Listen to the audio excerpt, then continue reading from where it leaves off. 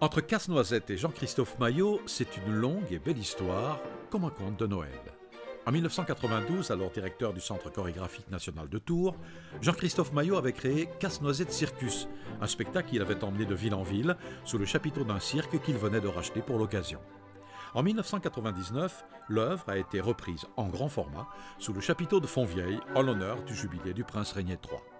En cette fin d'année 2013, qui marque le 20e anniversaire de la nomination de Jean-Christophe Maillot à la tête de la Compagnie des Ballets de Monte-Carlo par son Altesse Royale la Princesse de Hanovre, Casse-Noisette est de retour au Grimaldi Forum cette fois avec l'Orchestre Philharmonique de Monte-Carlo sous la direction de Nicolas Brochou. Intitulé Casse-Noisette Compagnie, ce nouveau spectacle, symbole du lien unique entre le chorégraphe, le public et la principauté, est comme un immense merci à ceux qui ont rendu possible cette belle aventure artistique des Ballets de Monte-Carlo sous la direction de Jean-Christophe Maillot. Impression du chorégraphe-directeur avant la générale. Beaucoup d'émotions parce que c'est vraiment quelque chose qui retrace, pour moi, la vie de l'histoire de cette compagnie.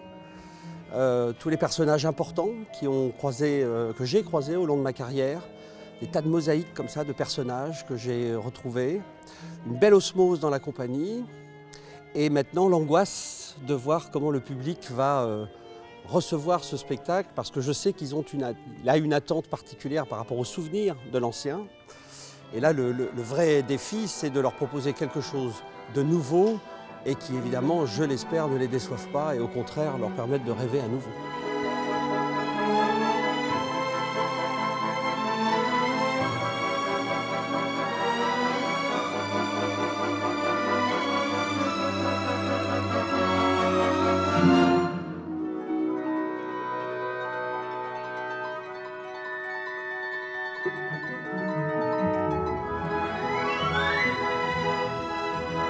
C'est un spectacle festif, c'est un spectacle joyeux, c'est un spectacle qui se veut un spectacle de partage, mais qui mène par ailleurs une réflexion, encore une fois, sur l'histoire de cette compagnie et sur l'histoire des ballets que j'ai créés au fil des années à Monte-Carlo. On va retrouver La Belle, on va retrouver Le Songe, on va retrouver Roméo et Juliette.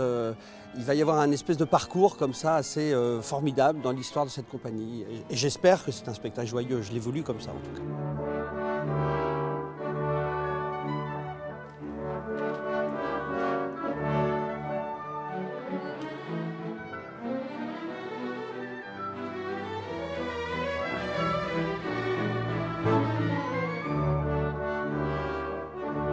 C'est un bilan avec une ambition démesurée de continuer à chercher, à inventer, de trouver des nouveaux horizons, de continuer à rester vivant. Je crois que la beauté de mon métier, c'est qu'on est en permanence en état d'alerte et qu'on a, je pense, la conscience que, comme tout le monde d'ailleurs, que la vie est incertaine, on ne sait pas où elle peut nous mener et que chaque jour doit être un défi, une fête, un travail dans le plaisir.